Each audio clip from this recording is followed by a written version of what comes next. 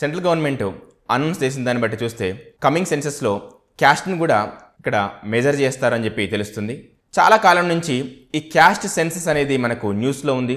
ఇటు అపోజిషన్ నుంచి కావచ్చు, లేదంటే సివిల్ సొసైటీస్ నుంచి కావచ్చు, ఇది ఒక డిమాండ్ అయితే వినిపిస్తూ ఉంది. క్యాస్ట్ని కూడా మెజర్ చేయాలని చెప్పేసి మేబీ దాన్ని కన్సిడర్ చేయడం వల్లనో, లేదంటే గవర్నమెంట్ పాలసీ డెసిషన్స్లో భాగంగానో తెలియదు, కానీ మొత్తానికి సెంట్రల్ గవర్నమెంట్ ఈ కమింగ్ సెన్సస్లోనే క్యాస్ట్ని కూడా మెజర్ చేయాలి అని చెప్పేసి డెసిషన్ అయితే తీసుకుంది. అయితే ఇటు ఎగ్జామ్ పాయింట్ ఆఫ్ వ్యూలో కానివ్వండి, లేదంటే ఒక కామన్ సిటిజన్గా మనకు చాలా డౌట్స్ ఉంటాయి. అవేంటి అని అంటే, అసలు క్యాస్ట్ సెన్సస్ అంటే ఏంటి, రెగ్యులర్ సెన్సస్కి ఈ క్యాస్ట్ సెన్సస్ కులగణనకు డిఫరెన్స్ ఏంటి, దీనివల్ల ఎలాంటి ప్రయోజనాలు ఉన్నాయి, లేదంటే దీనివల్ల ఏవైనా ఇబ్బందులు ఉన్నాయా, ఇలాంటివి మనకు చాలా డౌట్స్ వస్తూ ఉంటాయి. ఒకసారి వీటి గురించి డీటెయిల్డ్గా చూస్తే, ఈ క్యాస్ట్ సెన్సస్ అనేవి మనకు బిఫోర్ ఇండిపెండెన్స్ అయితే బ్రిటిష్ గవర్నమెంట్ ఉన్నప్పుడు జరిగాయి, తర్వాత కూడా జరిగాయి. కాకపోతే కేవలం ఎస్సీ ఎస్టీస్ని మాత్రమే ఇక్కడ మెజర్ చేయడం జరిగింది. మిగిలిన క్యాస్ట్స్ గురించి మెజర్ చేయలేదు. అయితే మనకు 2011 సెన్సస్ ఏవైతే ఉన్నాయో, చివరిసారిగా జరిగిన సెన్సస్లో ఈ ఎస్టీ పాపులేషన్ ఎంత ఉంది, ఎస్సీ పాపులేషన్ ఎంత ఉంది, వాళ్ళ లిటరసీ రేట్ ఎలా ఉంది, ఇలాంటివన్నీ కూడా మనం మెజర్ చేసాం. దాని తగ్గట్టే మనకి ఇక్కడ గవర్నమెంట్ స్కీమ్స్, ప్రోగ్రామ్స్ ఇవన్నీ కూడా ఫ్రేమ్ చేస్తూ ఉంది.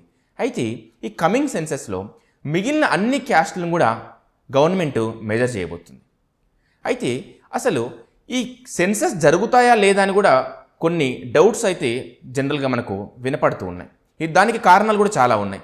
మనకు రీసెంట్ బడ్జెట్ చూస్తే అందులో ఈ సెన్సస్ కోసం సరిపోయేంత ఫండ్ అయితే గవర్నమెంట్ కేటాయించలేదు.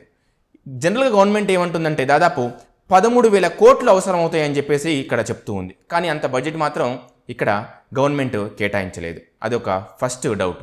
సెకండ్ ఏంటి అంటే, ఈ క్యాస్ట్ ఏవైతే ఉన్నాయో ఇక్కడ మనం గ్రూప్స్గా చూస్తూ ఉన్నాం. ఎలా అంటే, ఇప్పుడు ఈ ఎస్టీ అంటే అందులో చాలా తెగలు, చాలా ఉపతెగలు మనకు కనపడుతూ ఉన్నాయి. ఎస్సీలో చూస్తే కూడా మనకు చాలా సబ్ క్యాస్ట్లు ఉన్నాయి. ఓబీసీ అంటే మనకు చాలా సబ్ క్యాస్ట్లు ఉన్నాయి. ఇక్కడ ఓబీసీ అనేది ఒక గ్రూప్ లాగా చూస్తున్నాం, కానీ దాంట్లో చాలా క్యాస్ట్లు ఉన్నాయి.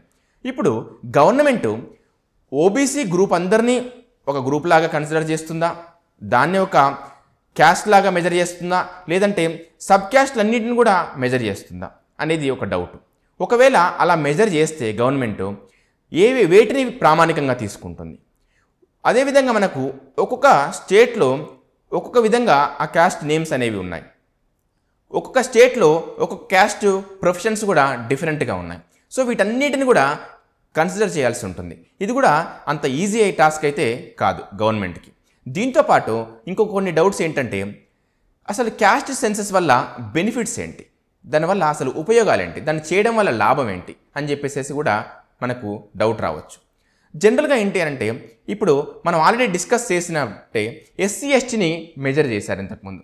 దాన్ని చేయడం ద్వారానే వాళ్ళు పాపులేషన్లో ఎంత పర్సంటేజ్ ఉన్నారు, వాళ్ళకి ఎలాంటి బెనిఫిట్స్ ప్రొవైడ్ చేస్తున్నాము, వాళ్ళు ఏ స్టేజ్లో ఉన్నారు, సోషల్గా ఎకనామికల్గా వాళ్ళు ఎలాంటి కండిషన్స్లో ఉన్నారు, ఇలాంటివన్నీ కూడా మనం తెలుసుకోవచ్చు.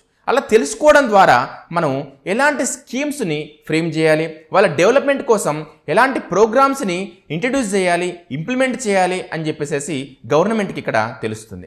దానివల్ల ఏంటంటే, ఎక్కువగా వాళ్ళ సంబంధించిన వాటికి అవసరమైన వాటి మీద ఫోకస్ చేయడం ద్వారా వాళ్ళలో కొంత డెవలప్మెంట్ని మనం త్వరితగతిన తీసుకురావచ్చు. అదే మనకు వాళ్ళు ఎంతమంది ఉన్నారు, లేకపోతే ఎక్కడ ఉన్నారు, ఇలాంటివన్నీ తెలియకపోతే మనకి ఏంటి అని అంటే ఇది పాసిబుల్ అవ్వదు. సేమ్ ఇప్పుడు మనం మిగతా క్యాస్ట్లను కూడా మెజర్ చేయడం ద్వారా, ఓబీసీస్ కావచ్చు, అందులోని సబ్ క్యాస్ట్లు కావచ్చు, వాటన్నిటిని మనం మెజర్ చేయడం ద్వారా ఏంటంటే వాళ్ళ సోషియో ఎకనామిక్ కండిషన్స్ ఏంటి, వాళ్ళ లిటరసీ రేట్ ఎలా ఉంది, వాళ్ళ ఎంప్లాయ్మెంట్ రేట్ ఎలా ఉంది, ఇవన్నీ కూడా మనం మెజర్ చేయొచ్చు, ఇవన్నీ కూడా తెలుసుకోవచ్చు. ఇవన్నీ తెలుసుకోవడం అంటే ఒక పెద్ద డేటాని మనం తయారు చేస్తున్నట్టే. ఇక్కడ చాలా స్కీమ్స్లో, చాలా ప్రోగ్రామ్స్లో గవర్నమెంట్ ఫేస్ చేస్తున్న పెద్ద ప్రాబ్లం ఏంటంటే ల్యాక్ ఆఫ్ డేటా. డేటా లేకపోవడమే చాలా పెద్ద ప్రాబ్లం. సో ఈ క్యాస్ట్ సెన్సస్ ద్వారా ఈ డేటా అనేది మనకు వస్తుంది. గవర్నమెంట్కి దగ్గర ఈ డేటా ఉందనుకోండి, ఆ డేటాని యూజ్ చేసుకొని ఎవరెవరు ఈక్వల్గా లేరు, ఎవరెవరు ఎలాంటి ప్రాబ్లమ్స్ ఫేస్ చేస్తున్నా, క్యాస్ట్ బేస్డ్ ఏదైతే ఉన్నాయో గ్రూప్స్, వాళ్ళకి సంబంధించి ఇక్కడ గవర్నమెంట్కి ఇవన్నీ కూడా తెలుస్తాయి.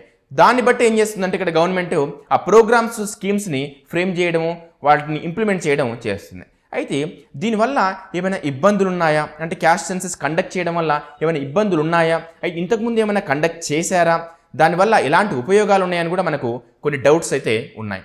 ఇంతకుముందు స్టేట్స్ వైజ్గా మనకు ఈ క్యాస్ట్ సెన్సస్ అనేవి కండక్ట్ చేయడం జరిగింది. 1961 తర్వాత సెంట్రల్ గవర్నమెంట్ ఏం చేసిందంటే స్టేట్స్కి ఆ పర్మిషన్ ఇచ్చింది. అంటే వాళ్ళు ఓన్గా క్యాస్ట్ సెన్సస్ని మెజర్ చేసే పర్మిషన్. కాకపోతే అన్ని స్టేట్స్ మాత్రం చేయలేదు. ఈ మధ్య కాలంలో చూస్తే తెలంగాణ, కర్ణాటక మాత్రం క్యాస్ట్ సెన్సస్ కండక్ట్ చేసినట్టు మనం విన్నాం. అయితే తెలంగాణలో ఇంతకు ముందు కూడా కండక్ట్ చేయడం జరిగింది 2014లో, బట్ ఆ డేటాను మాత్రం రివీల్ చేయలేదు. అదే రీసెంట్గా కండక్ట్ చేసిన డేటాను మాత్రం రివీల్ చేశారు. అదే కర్ణాటకలో చూస్తే ఇంతవరకు కూడా ఇంకా ఆ డేటాను మాత్రం రివీల్ చేయలేదు. అయితే దీనివల్ల పెద్ద ఏమైనా ఉపయోగం ఉంది అని అంటే దాన్ని మాత్రం మనం ఊరికే తీసిపారేయంలో, గవర్నమెంట్ దగ్గర మాత్రం ఈ డేటా అయితే మాత్రం ఉంటుంది. దానికి సంబంధించి వాళ్ళు పూర్తి కసరత్తు చేస్తారు, దానికి సంబంధించి ప్రోగ్రామ్స్ పాలసీస్ కూడా తీసుకొస్తారు. అయితే దీనివల్ల ఎలాంటి ప్రమాదం ఉంది లేదంటే ఎలాంటి ఇబ్బందులు ఉన్నాయని ఒకసారి మనం చూస్తే పొలిటికల్గా మాత్రం ఇదొక హాట్ టాపిక్గా మాత్రం మనకు వినపడుతుంది. ఒకవైపు కాంగ్రెస్ ఈ క్యాస్ట్ సెన్సస్ అయితే ఉందో అది మేము ఫోర్స్ చేయడం వల్లనే ఇప్పుడు గవర్నమెంట్ ఇంప్లిమెంట్ చేయబోతుందని చెప్పేసి వాళ్ళు చెప్తూ ఉన్నారు. ఇటు బీజేపీ ఏదైతే లీడ్ ఎన్డీఏ గవర్నమెంట్ ఏదైతే ఉందో వాళ్ళని చెప్తున్నారంటే కాంగ్రెస్ ఇన్ని సంవత్సరాల నుంచి అధికారంలో ఉన్నా కూడా వాళ్ళు మాత్రం మెజర్ చేయలేదని చెప్తున్నారు. సో ఈ విధంగా పొలిటికల్ వార్ అయితే ఒకటి వినపడుతుంది. ఈ క్యాస్ట్ని బేస్ చేసుకొని పాలిటిక్స్ కూడా చేసే అవకాశం ఉంది. సో ఇలాంటి కొన్ని ఇబ్బందులు ఉన్నా కూడా ఈ క్యాస్ట్ సెన్సస్ చేయడం వల్ల వచ్చే ప్రయోజనాల ముందు మాత్రం అవి చిన్నవే అని చెప్పొచ్చు. ఎనీవే ఇంకొక ప్రాబ్లం కూడా మనం ఫేస్ చేయొచ్చు. ఈ క్యాస్ట్ బేస్డ్ సర్వే తర్వాత ఏంటంటే ఈ రిజర్వేషన్ సంబంధించి కూడా కొంత కాన్ఫ్లిక్ట్ అనేది మళ్ళీ ఫేస్ చేయొచ్చు. అదేంటి అంటే పాపులేషన్ని ఏదైతే ఉందో పర్సంటేజ్ అయితే ఉందో దాని ఈక్వల్గా మాత్రం డెఫినెట్గా మాకు రిజర్వేషన్స్ ప్రొవైడ్ చేయాలి అని చెప్పేసి అడగవచ్చు.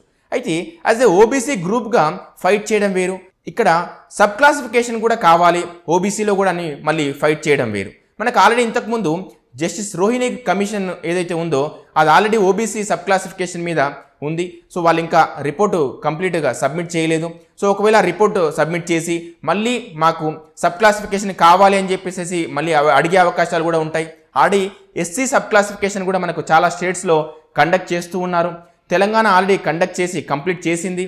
సో ఇలాంటివన్నీ కూడా మనం కొన్ని ప్రాబ్లమ్స్ అయితే ఫేస్ చేసే అవకాశం అయితే డెఫినెట్గా ఉంది. సో ఈ విధంగా మనకు ఈ క్యాస్ట్ సెన్సస్ అనేది మనకి ఎగ్జామ్ పాయింట్ ఆఫ్ వ్యూలో ఈ పాయింట్స్ అన్నీ కూడా మనకు డెఫినెట్గా ఇంపార్టెంటే. ఈ పాయింట్స్ అన్నిటిని కూడా మనం నోట్ చేసుకొని ఒకవేళ మెయిన్స్ ఓరియంటెడ్గా రాయాల్సిన అవకాశం వచ్చినప్పుడు మాత్రం అవసరం ఉన్నప్పుడు మాత్రం ఇవన్నీ మెన్షన్ చేయాలి. అదేవిధంగా మనకు ప్రిలిమ్స్ పాయింట్ ఆఫ్ వ్యూలో కొన్ని పాయింట్స్ మాత్రం ఇంపార్టెంటే. అంటే ఎప్పుడు కండక్ట్ చేశారు ప్రీవియస్లీ, లేకపోతే ఎప్పుడు కండక్ట్ చేయబోతున్నారు, కండక్ట్ చేస్తే ఏ విధంగా కండక్ట్ చేస్తారు, ఎవరు కండక్ట్ చేస్తారు, ఇవన్నీ కూడా మనకు ఇంపార్టెంట్.